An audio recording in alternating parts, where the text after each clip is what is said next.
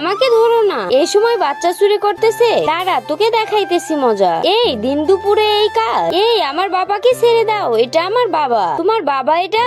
Sorry sorry. হাত মনে হচ্ছে ভেঙে গেল। আরে স্যার, রিয়া তুমি? কিছু বলার আগে আমি পালাই। আরে আম্মু, তুমি কোথায় যাচ্ছ?